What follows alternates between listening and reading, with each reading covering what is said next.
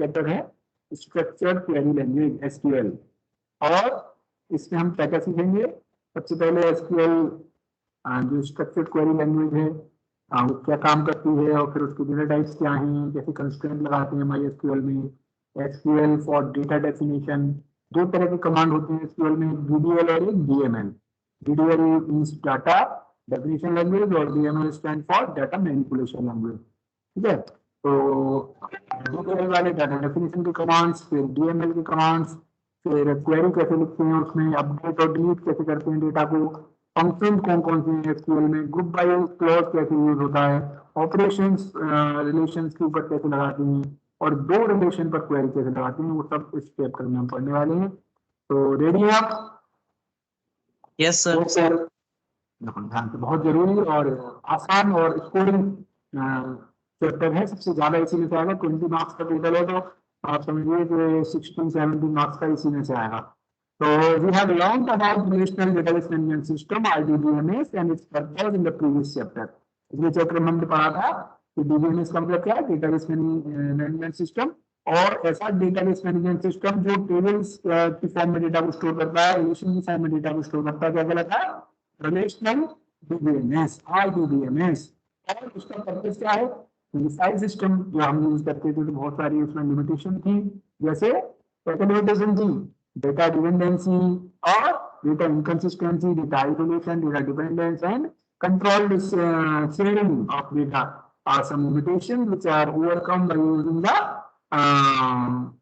RDBMS. So there are many RDBMS software such as MySQL, Microsoft SQL Server, PostgreSQL, Oracle, etc. that allow us to create a database consisting of relations. तो database के अंदर क्या होगा, relations होंगे, tables होंगे।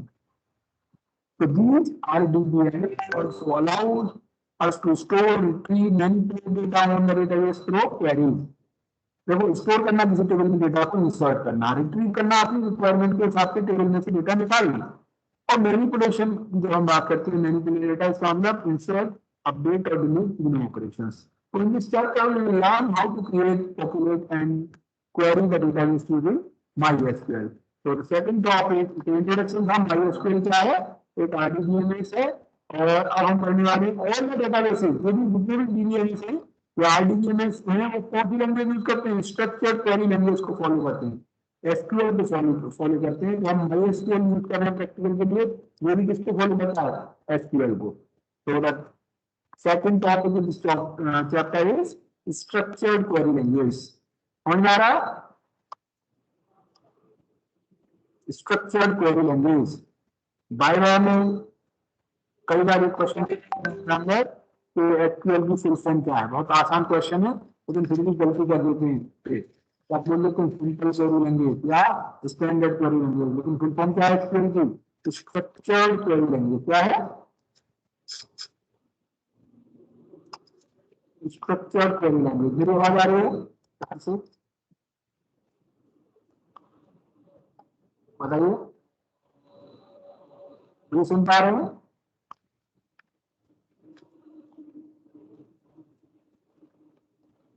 अक्षित तो mic भी होने पर, हाँ देखो कैसे इंस्टॉल करते हैं MySQL में, मैंने आपको एक गूगल ड्राइव शेयर की थी, वहां से आप डाउनलोड करके इंस्टॉल कर सकते हैं। इस तरह का जब आप काम करेंगे उसको।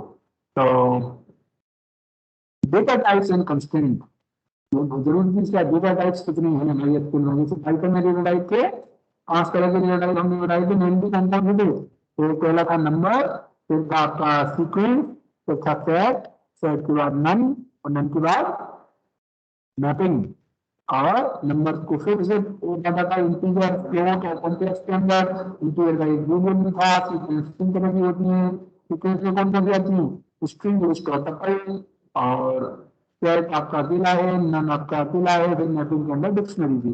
ये पाइथन के डेटा टाइप थे। अभी हम MySQL में एक अलग सॉफ्टवेयर है, एक अलग DBMS टाइप का सॉफ्टवेयर है, तो उसके डेटा टाइप्स क्या हैं उसके बारे में जानेंगे, और कौन कौन सी कंस्ट्रेंट लगा सकते हैं। तो कल मैंने बताया था कंस्ट्रेंट क्या होती है, the condition or the limitation, restrictions applied on the column of the table, जिससे हम जो भी डेटा इंसर्ट करें टेबल पर उसके ऊपर वो कंडीशन अप्लाई होती है। तो we know that database consist of one और more relations and each relation auto is made up of attribute columns. So each attribute has a data type. We can also specify constraint for each attribute of a relation. हम table के हर column के लिए या जो हम चाह रहे हैं किसी एक कॉलम के लिए कंस्ट्रेंट को अप्लाई कर सकते हैं। तो अब आता हमारा सबसे जरूरी चीज डेटा टाइप कौन कौन सी है MySQL के अंदर।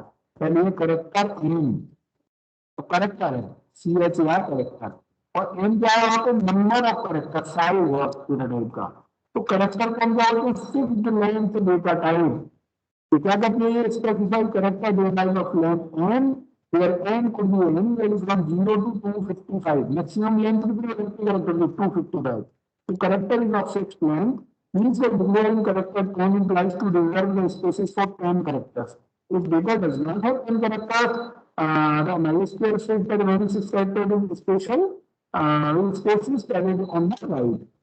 तो इस फिक्स लेंथ में है तो जितना हमने साइज दे दिया उतनी मेमोरी ऑक्यूपाई करके रखेगा आपका MySQL का सॉफ्टवेयर। लेकिन दूसरा डेटा टाइप इसलिए बनाया गया मेमोरी के एफिशिएंट यूज के लिए, वेयर करेक्टर एन। तो यहाँ पे वेरिएबल लेंथ का है, specified character data type of length n could be any of the 0 to 65535। इसका मेमोरी स्पेस भी ज्यादा है, ये केवल एक बाइट यूज कर रहा है, 2 बाइट यूज कर रहा है। But unlike character, the var character is a variable length data type, that is, इसका मतलब क्या है वेरिएबल लेंथ का, अगर हमने लिखा वेयर पर 30, इसका मतलब ये मैक्सिमम 30 कैरेक्टर्स को यूज करेगा वो। लेकिन अगर आपने लिखा उसमें सिटी ही स्टोर किया मान लो किसी ने, बाकी 26 कैरेक्टर्स को वो फ्री कर देगा उस मेमोरी के, तो केवल 4 बाइट की मेमोरी को वो यूज करेगा। नेक्स्ट है int. Int is as a name suggest same like Python, तो इंटीजर वैल्यूज को स्टोर करने के लिए इंट जो टाइप है, int specify an integer value each storage. हालांकि रेंज अलग अलग है, वहां पे इंटीजर की रेंज अलग थी, यहाँ पर अलग है। एक जो स्टोर टाइप देता है टू की पावर करेंगे 32 जितना 32 लिखा हुआ है इतना, इतनी बड़ी वैल्यू उसको ले सकता है। और इससे बड़ी वैल्यू को भी स्टोर करने के लिए फिर कौन सा डेटा होगा, बिग इंट, वो 8 बाइट लेता है। ठीक है, तो इंटीजर हो गया, इंटीजर वैल्यू के लिए। अगर आपको फ्लोट वैल्यू लेनी है, फ्रैक्शनल वैल्यू लेनी है, तो उसके लिए फ्लोट देना टाइप है। तो फ्लोट के लिए हेलो बताइए सर, वो आपकी आवाज थोड़ा फटी हुई जैसी आ रही है, थोड़ा सा ठीक हो सकता है क्या? कितनी सही आ रही है? हाँ सर, थोड़ी सी फटी जैसी आ रही है। आपके नेटवर्क तो सही आ रहा है? हाँ सर, सब अच्छा आ रहा है। इसका मतलब ये जो यहाँ पे कैमरा रखा हुआ था पहले अरविंद सर का, वो उसका माइक ठीक नहीं है इसका मतलब, है ना? हाँ हाँ सर की आवाज में भी दिक्कत हुआ करती थी। चलिए, तो मैं हेडफोन ले आऊंगा कल, आज तो फिर इसी पे एडजस्ट करना पड़ेगा। या ऐसा करते हैं, एक और ट्राई करते हैं, चलो। नाउ कॉल यूज करता हूँ आवाज के लिए मोबाइल का, फिर बताइएगा आवाज में सुधार हुआ या नहीं हुआ।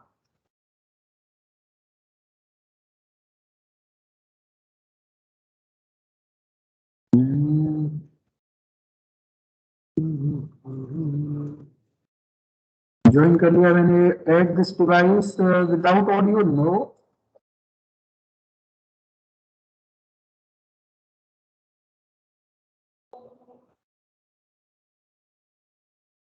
अब आ रही है मेरी आवाज?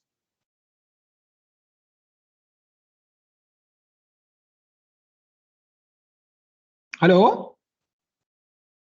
हर्षित, मेरी आवाज अभी आ रही है? ये सर आ रही है। अब सही है पहले से? हाँ सर, अब पहले चलिए, तो आपको बेस्ट है सर। दोबारा से शेयर स्क्रीन करना पड़ेगा मुझे।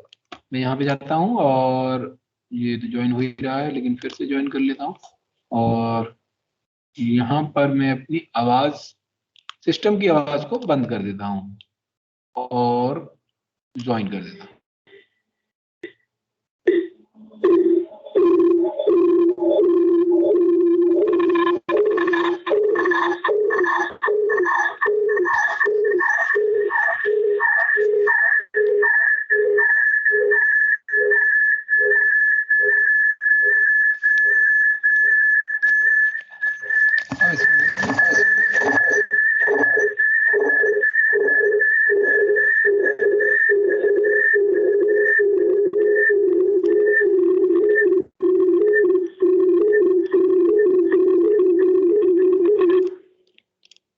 हाँ अभी आ रही है आवाज ठीक?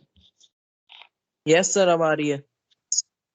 हाँ, तो यहाँ से मैं स्क्रीन शेयर कर रहा हूँ। अब आप मेरे कंप्यूटर का स्क्रीन देख पाओगे और आवाज और मेरा जो वीडियो है वो आप मोबाइल से देख रहे हो।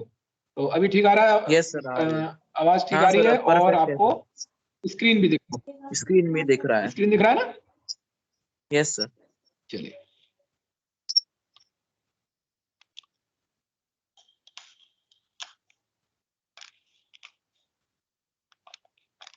अब मैंने यहाँ से इसको मिनिमाइज कर दिया। तो हम कह रहे थे डेटा टाइप कौन कौन से MySQL के। तो पहला डेटा टाइप था कैरेक्टर एन। तो फिक्स्ड लेंथ कैरेक्टर वैल्यू को स्टोर करने के लिए हम कैरेक्टर डेटा टाइप लेते हैं। यहाँ पर एन की वैल्यू कितनी हो सकती है? 0 से लेके 255 तक। और अगर हमने दिया कैरेक्टर 10, जैसे for example character 10 data type दे दिया, तो इसका मतलब वो 10 स्पेसेस को, 10 कैरेक्टर के स्पेस को रिजर्व करके रखेगा। भले ही आप उसमें 4 कैरेक्टर सिटी आपने स्टोर किया 4 कैरेक्टर्स को, तो 6 कैरेक्टर की जगह वो क्या कर देगा? स्पेस को स्टोर कर देगा। यानी ऑक्यूपाई जितना कर आप पाएगा। साइज दे रहे हैं फिक्स लेंथ में, उतना साइज ऑक्यूपाई कर लेगा। जबकि वेरकर में एक तो हम ज्यादा बड़ी वैल्यू दे सकते हैं 0 से लेकर 65,535 तक, यानी 2 बाइट की स्पेस को वो यूज कर रहा है, जबकि इसमें एक ही बाइट को यूज कर रहा है। और अगर हमने दिया वेरकर 30 और करेक्टर दिया राम स्टोर किया, तो 27 करेक्टर्स की मेमोरी को फ्री कर देगा। तो ये डिफरेंस है करेक्टर और वेरकर में, कि करेक्टर फिक्स लेंथ का डेटा टाइप है और वेरकर वेरिएबल लेंथ का डेटा टाइप है। अब इंटीजर की बात करें तो इंटीजर नंबर को स्टोर करने के लिए हम इंट डेटा टाइप यूज करते हैं। और ये इंट डेटा टाइप 0 से लेकर ये इतना नंबर दिया हुआ है 2 की पावर 4 बाइट, यानी 2 की पावर 32 तक की वैल्यू स्टोर कर सकता है। उसके ऊपर अगर होगा नंबर, इतना ये जो नंबर दिया हुआ है इससे ऊपर होगा, तो फिर बिग इंट डेटा टाइप लेना पड़ेगा। वो 8 बाइट का तक नंबर स्टोर कर लेता है। फिर float data type, fractional value के लिए फ्लोट डेटा टाइप लेंगे, और डेट को स्टोर करने के लिए डेट डेटा टाइप लेंगे। तो हमने देखा कितने डेटा टाइप थे, याद करें अगर। तो पहला था आपका करेक्टर, फिर था वेरकर, फिर था इंट और फ्लोट और डेट। एक बार फिर से मुझे बता दो कौन कौन से थे 5 डेटा टाइप।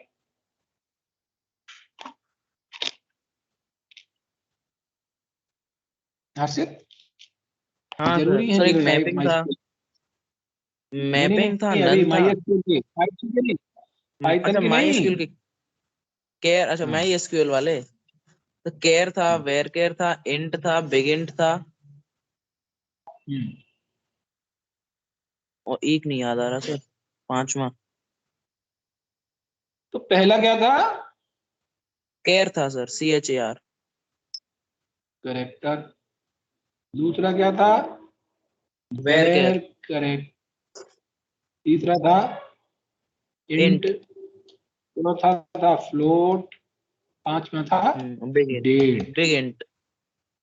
Date, sorry. ठीक है, डेट। हाँ तो सर। इंट में ही आया था बिग। तो अगर ओके 4 सर। बाइट एक वहां पे 2 की पावर 32 से भी बड़ा नंबर है, तो फिर बिग इंट लेंगे। नॉर्मली इतना बड़ा इंटीजर होता नहीं है, लेकिन अगर आपको स्टोर करना है तब बिग इंट ले लेंगे। तो ये क्या थे? डेटा टाइप थे सारे। डेटा टाइप थे और एसक्यूएल के। अब आप देख रहे हैं, अब आप देख रहे हैं नेक्स्ट कंस्ट्रेंट। क्या देख रहे हैं? कंस्ट्रेंट। तो कलर चेंज कंस्ट्रेंट्स। करते हैं, यहाँ पे देखो कंस्ट्रेंट आप देख पा रहे हो।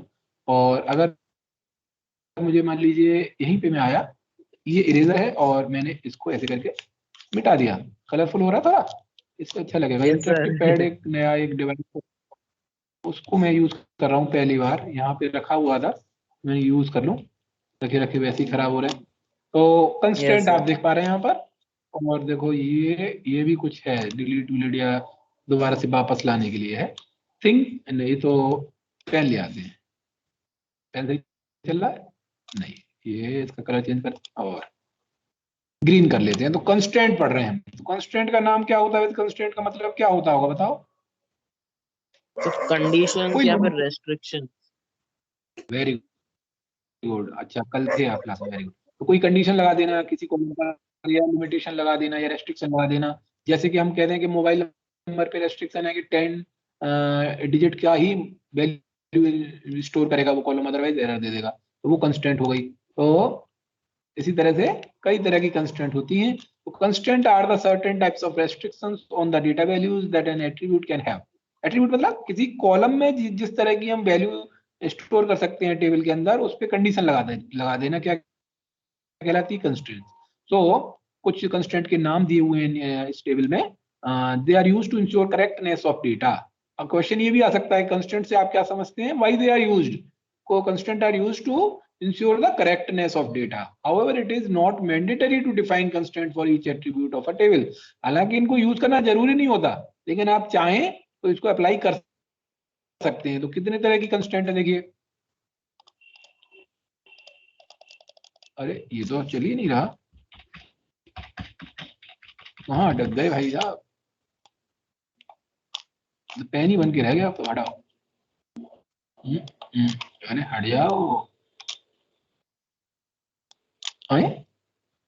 ये क्या हो गया भाई?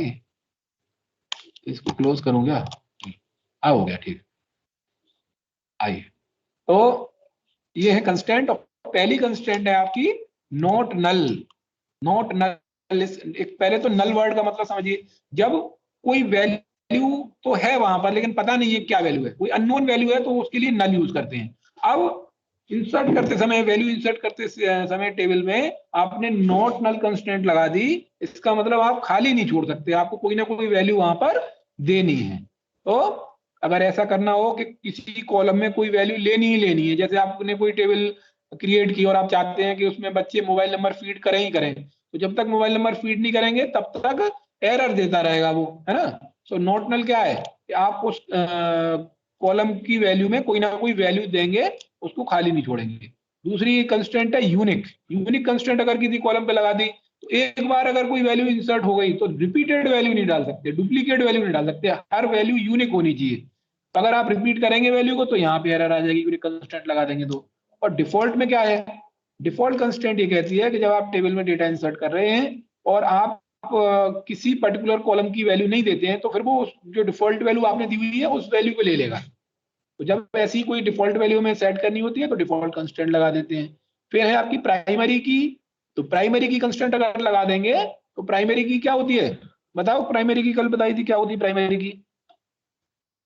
सर प्राइमरी की किसी भी कॉलम को यूनिकली डिफाइन करने के लिए यूज की जाती है। हाँ, तो और प्राइमरी की जब होगी तो दो कंस्टेंट एक साथ लग जाएंगी। कैंडिडेट की भी हो जाएगी। लगा देना। सेट के साथ नहीं है ना, सीरियल नंबर 12 नहीं सही होगा एक तो। हाँ, मैं क्या बता रहा था, तो प्राइमरी की कंस्टेंट जब लगाते हैं तो उसमें दो की अपने आप लग जाती है। कौन सी लग जाती है? तो नॉट नल और यूनिक। तो प्राइमरी की एक तो यूनिक होगी, यूनिक होती है तभी तो प्राइमरी की होती है, और नॉट नल भी लग जाएगी। तो अलग अलग लगानी है तो नॉट नल लगा दो, यूनिक लगा दो, ये दोनों एक साथ लगानी है तो आप दोनों को लगा भी सकते हो, यूनिक और नॉट नल। और नहीं तो उसकी जगह क्या यूज कर सकते हो एक ही में, प्राइमरी की। अगर आप फॉरेन की बना देते हो किसी कॉलम को, तो फॉरेन की में एक तो कंडीशन ये होनी चाहिए कि दोनों टेबल में वो होनी चाहिए। लेकिन फॉरेन की अगर आपने बना दी, दो टेबल में कोई एक कॉलम कॉमन है और उसको आपने फॉरेन की बना दिया, तो फिर क्या होगा, अगर एक टेबल में से आप डिलीट करोगे तो उसमें मैसेज आएगा कि ये फॉरेन की है, दूसरी टेबल में भी डेटा है वो भी डिलीट हो जाएगा, है ना। तो वो फॉरेन की होती है, तो गलती से आप वो डेटा डिलीट नहीं करोगे क्योंकि उससे रिलेटेड डेटा दूसरी टेबल में भी है। तो हमने पढ़ा सबसे पहले डेटा टाइप्स, उसके बाद पढ़ी कंस्टेंट। तो डेटा टाइप थे हमारे, पहला डेटा टाइप था, बताओ। पहला डेटा टाइप था आपका करेक्टर, फिर वेरकर, और फिर इंट और फ्लोट और डेट। तो डेट, फ्लोट, इंट, वेरकर और करेक्टर 5 डेटा टाइप हो गए। फिर 5 कंस्टेंट है। पहली कंस्टेंट थी नॉट नल, फिर थी आपकी यूनिक, फिर था डिफॉल्ट, उसके बाद डिफॉल्ट के बाद प्राइमरी की और फॉरेन की। अब दोनों के नाम बता दो एक बार फिर से चीजों के। सर डेटा टाइप्स थे केयर, वेरकेयर, कंस्ट्रेंट्स थी नॉट नल, यूनिक, और प्राइमरी की, फॉरेन की और डिफॉल्ट। Very good. और डेटा टाइप में char, varchar, int, float, date. Very good. तो अब पढ़ रहे हैं हम, देखो, एसक्यूएल फॉर डेटा डेफिनेशन। अब यहाँ पर एक बहुत आसान होता है वैसे तो, एक वैसे थ्योरेटिकल चीज समझिए कि डाटा डेफिनेशन लिखा हुआ है। तो यहाँ इतना लिख दिया उन्होंने, बस सीधी सीधी समझ लो। एसक्यूएल को आपके सिलेबस में दो पार्ट्स में बांटा गया है। SQL is divided in two parts, DDL and DML. DDL and DML. DDL की फुल फॉर्म होती है डेटा डेफिनेशन लैंग्वेज, और डीएमएल की होती है डेटा मैनिपुलेशन लैंग्वेज। बताओ क्या डीडीएल एसक्यूएल को कितने पार्ट में बांटा गया है? 2 पार्ट्स में। कौन कौन से? सर ये डेटा डीडीएल और DML, data definition language, data manipulation language. हाँ, तो यहाँ पे लिखा हुआ है data definition, SQL for data definition. तो डेटा डेफिनेशन के लिए कौन सी एसक्यूएल होगी? डीडीएल वाली। और डाटा मैनिपुलेशन के लिए कौन सी एसक्यूएल होगी? डीएमएल वाली। तो हम डीडीएल की बात कर रहे हैं। अब ये डाटा डेफिनेशन वाली लैंग्वेज है क्या? देखो, जब भी डेटा हम स्टोर करते हैं तो उसके लिए हमें किसी ब्लैंक टेबल की जरूरत पड़ती है। पहले एक स्ट्रक्चर चाहिए ना। मान लो हमें खीर बनाई हमने, तो खीर हवा में तो बनेगी नहीं, कोई बर्तन चाहिए, भगोनी चाहिए। तो पहले भगोनी होगी, फिर उसके अंदर खीर डाली जाएगी। ऐसे ही पहले डेटा का एक स्ट्रक्चर बनेगा, डेटा डिफाइन होगा। एक टेबल का स्ट्रक्चर बनाएंगे कि ऐसी टेबल बनाओ इसमें 2 कॉलम हो, रोल नंबर और स्टूडेंट नेम। तो एक टेबल बन गई, तो खाली टेबल है, उसकी 2 ऊपर हेडिंग लिख रही है, स्टूडेंट नेम और रोल नंबर। फिर हम डेटा फीड कर रहे हैं। रोल नंबर 5 नाम है रमेश, रोल नंबर 6 नाम है दिनेश। इस तरह से डेटा फीड होगा। तो जो स्ट्रक्चर बनाते हैं, डेटा को डिफाइन करते हैं, उन कमांड को बोलते हैं डेटा डेफिनेशन लैंग्वेज। और जो डेटा एक्चुअल डेटा डालते हैं वो क्या होते हैं? Data manipulation. ये समझ में आ रहा है डिफरेंस? हाँ सर। हाँ, तो देखो कई कमांड हैं, ये भी पूछ लेते हैं डीडीएल कमांड कौन से हैं, डीएमएल कमांड कौन से हैं। तो डीडीएल कमांड क्या होगा? सबसे पहले create table. Create table command है जैसे, तो टेबल बनेगी, उससे खाली स्ट्रक्चर बनेगा, डाटा तो नहीं अभी डाल रहे हम। तो क्रिएट टेबल कमांड क्या है? DDL command. Create table command क्या है? DDL command. DDL create command. Database command क्या है? DDL command. क्रिएट कमांड जितने भी होंगे वो डीडीएल। डीडीएल होंगे। फिर यस सर। एक होता है ड्रॉप। ड्रॉप से क्या होगा? एक होता है डिलीट, एक होता है ड्रॉप। ध्यान देना दोनों में। तो ड्रॉप से क्या होगा? डेटाबेस का स्ट्रक्चर डिलीट हो जाएगा। और डिलीट से क्या होगा? डेटा डिलीट होगा।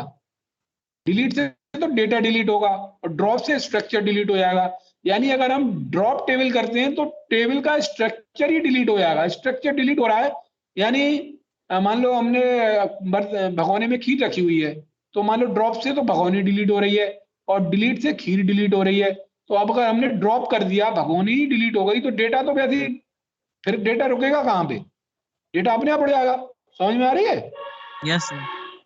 लेकिन अगर हम डिलीट कमांड लगाते हैं, यानी खीर तो डिलीट हो जाएगी, भगोनी फिर भी बचेगी। तो डिलीट से केवल डेटा डिलीट होता है, और ड्रॉप से स्ट्रक्चर डिलीट होता है। तो ड्रॉप कमांड किस में आएगा? डीडीएल में। ड्रॉप किस में आएगा? डीडीएल में। डीडीएल। और हाँ, और डिलीट किस में आएगा? डीएमएल में। Yes sir. डीएमएल। तो 2 कमांड हो गए, एक तो हो गया क्रिएट, एक हो गया ड्रॉप। क्रिएट और ड्रॉप। और एक तीसरा कमांड और होता है डीडीएल का, जिसको बोलते हैं एल्टर। मान लो आपने कोई बर्तन बनाया, और बर्तन में देख रहे हैं डेटा हमारा ज्यादा उस बर्तन में आ नहीं पा रहा है, तो हम उसका साइज बड़ा या छोटा कर रहे हैं, स्ट्रक्चर का साइज छोटा या बड़ा कर रहे हैं, यानी इसका स्ट्रक्चर एल्टर कर रहे हैं। तो वो एल्टर कमांड भी क्या होता है? DDL command. तो 3 कमांड है मेन कमांड डीडीएल के, एक क्रिएट, और दूसरा एल्टर, और तीसरा ड्रॉप। Create, alter, drop. एक पहचान और है कि जब भी हम डीडीएल कमांड लिखते हैं तो टेबल वर्ड आएगा वहां पे। क्रिएट टेबल, फिर टेबल का नाम आएगा, फिर एल्टर टेबल, फिर टेबल का नाम आएगा, और ड्रॉप टेबल, फिर टेबल का नाम आएगा। लेकिन डीएमएल कमांड में टेबल वर्ड नहीं आता है, सीधे आ जाएगा अपडेट। अपडेट कमांड जैसे डीएमएल है, तो update student, update table student नहीं आएगा, अपडेट स्टूडेंट आएगा। जबकि डीडीएल कमांड में टेबल वर्ड भी आता है। तो शुरू कर रहे हैं क्रिएट डेटाबेस। आपको बता दिया था क्रिएट डेटाबेस कमांड। तो यस जो सर। क्रिएट डेटाबेस, डेटाबेस का नाम लिख देंगे। फिर आपका नेक्स्ट है यूज डेटाबेस का नाम, तो उस डेटाबेस के अंदर चले जाएंगे। फिर तीसरा है शो टेबल्स, तो टेबल दिखाई दे जाएंगी। जब शो टेबल्स करेंगे, वहां पे मान लो नया डेटाबेस बनाया है तो एम्प्टी सेट आएगा, तो क्रिएट टेबल कमांड है। अब देखो क्रिएट टेबल कमांड की सिंटैक्स है, यानी जनरल फॉर्म है। तो यहाँ क्रिएट एक कीवर्ड मान लो, इसको रिजर्व वर्ड है, क्रिएट ऐसा लिखना ही लिखना है हमें, टेबल लिखना ही लिखना है। फिर उसके बाद टेबल का नाम हम देंगे, यहाँ पर ये जो सेलेक्ट किया है टेबल नेम, ये हमको देना है, ठीक है। फिर ओपन ब्रैकेट शुरू हो जाएगा। उसके बाद एट्रीब्यूट का नाम, यानी पहले कॉलम का नाम देंगे हम, उसका डेटा टाइप देंगे, और उसकी कंस्टेंट ऑप्शन होती है, ऑप्शनल होती है, कंस्टेंट आप दें या ना दें। अगर देना चाह रहे हैं तो उसके आगे कंस्टेंट दे देंगे और फिर कॉमा लगा देंगे। एक कॉलम पूरा हो गया, कॉमा लगा दिया। फिर दूसरे कॉलम का नाम, उसका डेटा टाइप, उसकी कंस्टेंट, फिर कॉमा लगा दिया। फिर तीसरे कॉलम का नाम, उसका डेटा टाइप, उसकी कंस्टेंट। कंस्टेंट ऑप्शनल है, और सारे इस तरह से कॉमा लगा लगा के जितने कॉलम बनाने उतने बना देंगे, ब्रैकेट को बंद कर देंगे, सेमीकोलन लगा देंगे। तो इससे क्या होगा, इससे केवल स्ट्रक्चर बन जाएगा, कि स्ट्रक्चर खाली बन टेबल जाएगा। बन जाएगी। हाँ, उसका डेटा नहीं आएगा अभी। तो देखो पहला कमांड ये चलाते हैं, माई एसक्यूएल, दिखाई दे रहा है, माई यस सर, यस। एसक्यूएल, और माई एसक्यूएल में पासवर्ड डाल दिया 1 2 3 मैंने डाल रखा है। आप इंस्टॉल करेंगे तो अपना पासवर्ड डाल सकते हैं। माई एसक्यूएल प्रॉम्प्ट आ गया है, दिखाई दे रहा है आपको। Yes sir. और अब मैंने यहाँ पे लिखा, क्या लिखूंगा बताओ, सो ऐसा क्यों, सो डेटा बेसिस, कितने डेटाबेस बने हुए हैं। और मान लो मैं अभी लिख रहा हूँ यूज, या बनाता हूँ, चलो नया, क्रिएट डेटाबेस, और उसका नाम रख दिया हर्षित। हर्षित नाम का डेटाबेस बन गया। आ रहा है क्वेरी ओके, दिखाई दे रहा है। Yes sir. अब मुझे मान लो हर्षित को यूज करना, तो लिखेंगे यूज हर्षित, तो आ जाएगा डेटाबेस चेंज, यानी हर्षित के अंदर चले गए हम। फिर लिखेंगे क्रिएट। अब इसमें देख रहे हैं कि हर्षित के अंदर कितनी टेबल है, बताओ कितनी टेबल होंगी हर्षित के अंदर। सर ये तो अभी बनाया है, होगी नहीं। तो क्रिएट, अब टेबल बना रहे हैं, क्रिएट टेबल, टेबल का नाम, क्रिएट टेबल तो 2 फिक्स वर्ड आएंगे। अब उसका नाम, तो मान लो मैंने इसका नाम रख दिया प्लेयर। फिर एक कॉलम बनाया पी आई डी, प्लेयर की आईडी। प्लेयर की आईडी कैसी होगी, इंटीजर टाइप की ले ली, और उसका साइज दे दिया 5 दे दिया, चलो 5 डिजिट हो जाएंगे मैक्सिमम। फिर पी नेम, प्लेयर का नाम, यहाँ पे साइज दे दिया करेक्टर 20। फिर डीओबी का साइज, डेटा टाइप दे दिया डेट, और उसको, अच्छा अभी मैंने कंस्टेंट नहीं दिया किसी में, देखो या कॉलम का नाम देता हूँ, उसका डेटा टाइप देता हूँ, और उसका साइज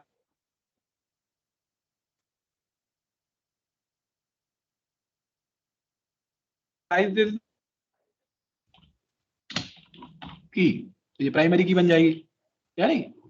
अब इसको बंद कर दिया, सेमीकोलन लगा दिया, एंटर कर दिए, टेबल आपकी बन चुकी है। अब आप ये देखना चाह रहे हैं कि उस टेबल का स्ट्रक्चर कैसा है, जो स्ट्रक्चर आपने बनाया है उसके बारे में आप यस जानना सर। चाह रहे हैं, तो लिखेंगे डिस्क्राइब या डेस्क। DESC, describe player. उन्होंने बताया इस टेबल में 3 फील्ड है, 3 कॉलम है, PID, पी नेम, DOB, और डेटा टाइप है उनके इंटीजर 5 कैरेक्टर और डेट। और नल में नो आ गया, देखो क्योंकि प्राइमरी की बनाया हुआ हमने, इसलिए नल में आ गया नो। और प्राइमरी की को नल नहीं छोड़ सकते, और की में लिखा हुआ है प्राइमरी, है ना, PRI, यानी PID जो है वो प्राइमरी की है, और बाकी नॉर्मल हमारे कॉलम है। अब इस टेबल में हम डाटा इंसर्ट करना चाह रहे हैं, तो लिखेंगे इंसर्ट इनटू। तो देखो आपका जो केवल क्रिएट टेबल कमांड था वो क्या था, DML कमांड था, बाकी इंसर्ट इनटू कैसा है, इंसर्ट कर DML है इसमें सर। DML है, इंसर्ट इनटू प्लेयर वैल्यूज। तो अब ऐसे भी याद रख सकते हैं, 3 मेन कमांड हमारे DDL कमांड है, कौन कौन से, create create drop editor. Create, हाँ। तो इसमें मैं वैल्यू डाल रहा हूँ, तो देखो वैल्यू डालते समय क्या याद रखेंगे, जो न्यूमेरिकल डेटा है, इंटीजर और फ्लोट है, उसको तो डायरेक्ट लिखते हैं, तो मैंने आईडी लिख दी 1 2 3। और जो करेक्टर टाइप या डेट टाइप है उसे सिंगल या डबल इन्वर्टेड कॉमा में लिखते हैं। तो पी नेम का नाम, यस। खिलाड़ी का नाम लिखा प्रभात, और यहाँ पे डेट ऑफ बर्थ को हम ऐसे लिख दे रहे हैं 2012, उल्टा लिखते हैं ईयर, मंथ और डे, इस तरह से लिख दी और सेमीकोलन लगा दिया। तो ये आपका डाटा इंसर्ट हो गया। और डाटा इंसर्ट करना है तो एरो की से ऊपर जाएंगे और यहाँ पे वैल्यू बदल देंगे। तो 1027 दूसरा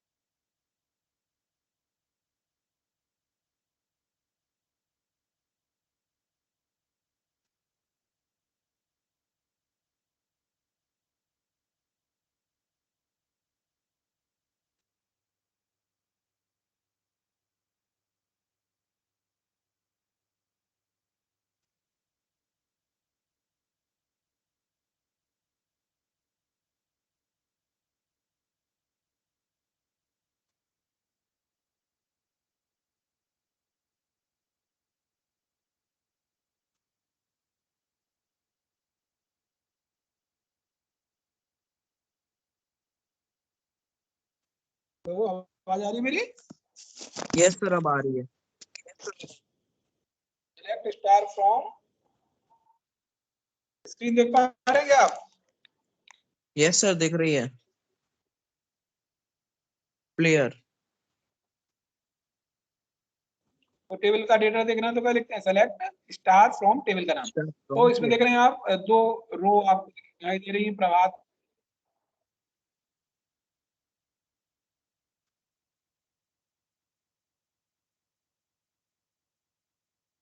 इसमें तो मोबाइल नंबर डालें कैसे, है ना?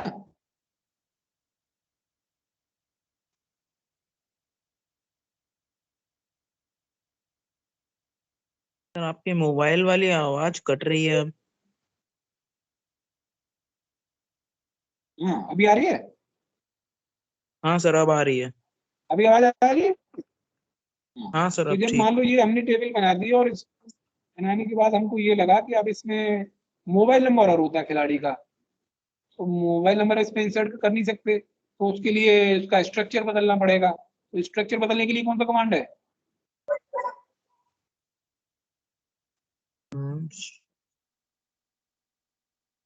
Alter table. एल्टर वाला। Alter table. Alter table. Table का नाम क्या था? Player. Alter table player add mobile int क्या लगा दो बिग इंट 10, ठीक है, और सेमीकोलन। तो ये आपका आ गया। अब इसका डिस्क्राइब करके देखें तो 4 कॉलम बता रहा है। इंसर्ट करके देखें, इंसर्ट इनटू प्लेयर वैल्यूज। अब कौन कौन सी वैल्यू आएंगी? पीआईडी। पीआईडी हमने वैल्यू 1 to 9। प्लेयर का नाम हमने लिख दिया कृष्णा, और डीओ भी उसकी लिख दी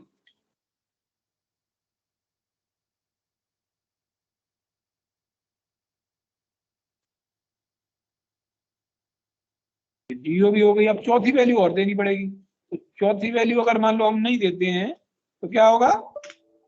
एरर आ जाएगी, क्योंकि चौथी 4 वैल्यू है वहां पर। तो क्या या तो यस वहां सर। पे अगर आपको नहीं देनी तो क्या देना पड़ेगा? नल दे सकते हैं। क्या दे सकते हैं?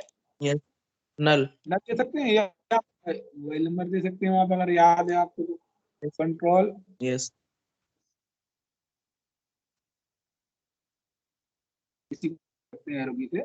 यहाँ पे दिया आपने कॉमा, और मोबाइल नंबर दी थी 98989898। ज्यादा हो गया क्या?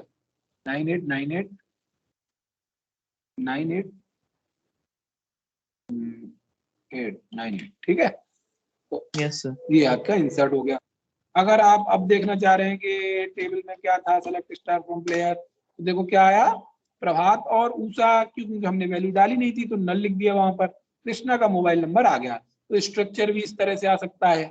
अगर आप जो एल्टर कमांड है वो 3 तरह से हम लगा सकते हैं। एक तो कॉलम को ऐड करना, तो कभी कभी ये भी तो हो सकता है कि कॉलम को डिलीट करना। अब हमें लगे मोबाइल की जरूरत नहीं है, कॉलम को डिलीट कर दो, तो भी स्ट्रक्चर चेंज करना पड़ेगा। तो क्या लिखेंगे, alter table clear modify, okay. नहीं ड्रॉप आएगा, ड्रॉप। डिलीट करना तो क्या लिखेंगे, alter table clear drop mobile. अच्छा ठीक है। अब देखो डीएससी प्लेयर, फिर आपको लगा कि नहीं ये जो लिखा है ना पीआईडी, इसका नाम कुछ अलग होना चाहिए, कॉलम का नाम बदलना चाह रहे हैं, तो वो भी स्ट्रक्चर में आएगा। कॉलम का नाम बदलना है तो क्या करेंगे, या डेटा टाइप बदलना है, इंटीजर कैरेक्टर की जगह वेर कर करना है पी नेम को, तो कैसे लिखेंगे, alter table player table player modify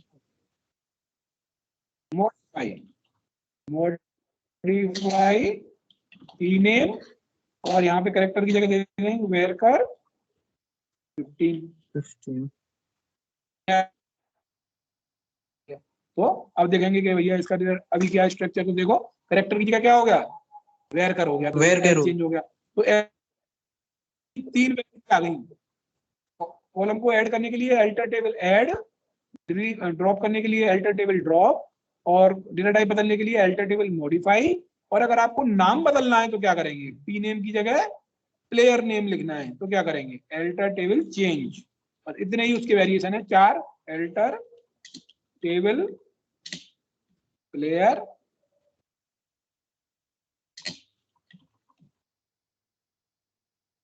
change alter table player change P name, तो पुराना हो गया, फिर नया लिख देंगे प्लेयर नेम, फिर उसका डेटा टाइप दे देंगे वेर कर 20। वेर कर गलत हो गया सर, VAR ए स्किप हो गया।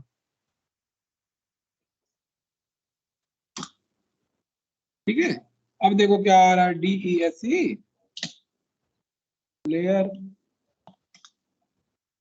नेम हो गया। तो नाम बदलना हो, या किसी कॉलम का डेटा टाइप बदलना हो, या कॉलम को हटाना हो, या कॉलम को जोड़ना हो, यही स्ट्रक्चर में हम चेंज करते हैं।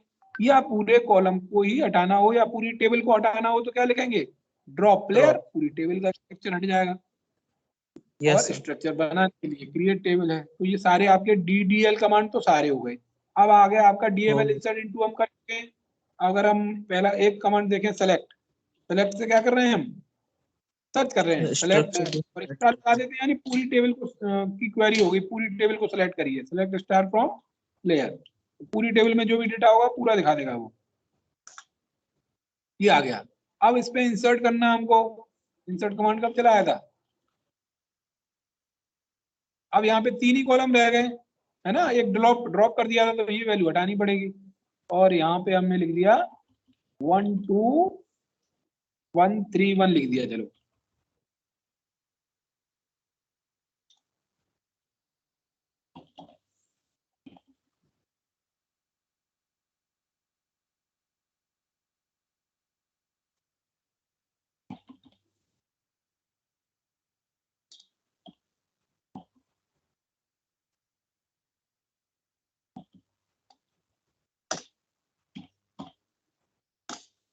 ये रिकॉर्ड आ गए, राहदे और कृष्णा, उषा और प्रभात, उनकी डेट ऑफ बर्थ आ गई।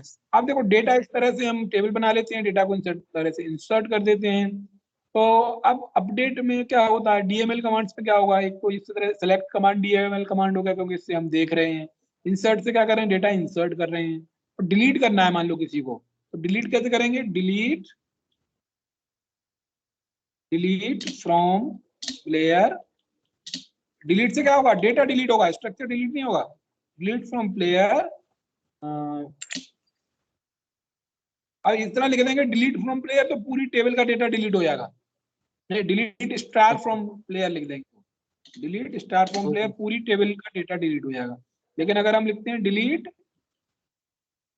स्टार फ्रॉम प्लेयर वेयर, अब कंडीशन लगा दो, वेयर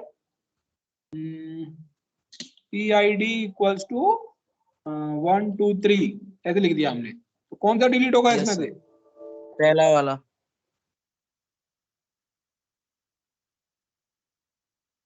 PID इक्वल्स टू 1 2 3 क्या गड़बड़ हो रही है? PID इज इक्वल्स टू हाँ नहीं पाइथन का SQL है ये तो।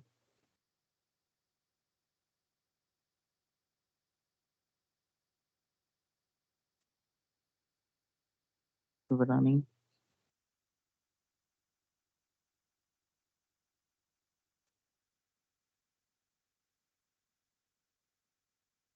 डिलीट, अच्छा स्टार नहीं लगेगा शायद, इसको हटा दिया और डिलीट फ्रॉम प्लेयर करते हैं, स्टार नहीं लगेगा, स्टार का मतलब सब कुछ डिलीट हो जाएगा, delete from player PID equal to 1 2 3। अब देखें क्या बचा टेबल में, सेलेक्ट स्टार फ्रॉम प्लेयर, तो देखो वो वाला पहला प्रभात वाला PID 1 2 3 वाला रिकॉर्ड डिलीट हो गया। अगर हम सीधे ये लिख देंगे डिलीट स्टार फ्रॉम प्लेयर, इसका मतलब पूरी टेबल ही डिलीट हो जाएगी, टेबल डिलीट नहीं होगी, सॉरी टेबल का डेटा डिलीट हो जाएगा, सारा स्ट्रक्चर रह जाएगा। Okay sir. तो ये हो गया आपका डिलीट कैसे करते हैं डेटा को, इंसर्ट कैसे करते हैं, बच्चा अपडेट कैसे करते हैं। मान लो हम ऊषा की जगह उसका नाम पूसा रखना चाह रहे हैं, नाम बदलना चाह रहे हैं कि ऊषा नहीं था, एक्चुअल नाम पूसा था, या राधे नहीं था, राधे नाम था उसका, राधे, तो राधे कैसे करेंगे, उसको सही कैसे करेंगे नाम को, तो उसके लिए अपडेट, क्या है, अपडेट, अपडेट प्लेयर और set, update and set, update player set player name equals to, क्योंकि प्लेयर नेम कैसा है, कैरेक्टर टाइप का है, तो इन्वर्टेड कॉमा देंगे राधे। अब किसका नाम सेट करना है, वेयर, या तो ये लिखो वेयर PID इक्वल्स टू 129, या where player name equals to Krishna, नहीं राधे 131 को करना है, वेयर PID इक्वल्स 131 हो गया। अब देखो कैसा आता है डेटा, तो राधे की जगह क्या हो गया, राधे हो गया, तो इस तरह से अपडेट कर सकते हैं। तो आपको तीन तो आपने कौन से सीखे, DML command, insert into, delete from, delete और अपडेट, और आपने तीन ही आपने DDL कमांड सीखे जो थे, क्रिएट और ड्रॉप, और एल्टर में वेरिएशन है, alter table modify, alter table add, alter table change और एल्टर टेबल ड्रॉप, ये चार आपने कमांड, इसके वेरिएशन किसके थे, ये एल्टर के। तो एल्टर टेबल ऐड से नया कॉलम जुड़ जाता है स्ट्रक्चर में, और एल्टर टेबल मॉडिफाई से डेटा टाइप चेंज हो जाता है, एल्टर टेबल चेंज से कॉलम का नाम चेंज हो जाता है, और एल्टर टेबल ड्रॉप से पर्टिकुलर कॉलम ड्रॉप हो जाता है, डिलीट हो जाता है। ठीक है, इसकी प्रैक्टिस करिएगा, और कोई डाउट हो तो मुझसे व्हाट्सएप पे पूछ सकते हैं। Okay sir. अब मैं इसको रिकॉर्डिंग को क्लोज करता हूँ, काम क्लास ये है, यहाँ से स्टॉप रिकॉर्डिंग।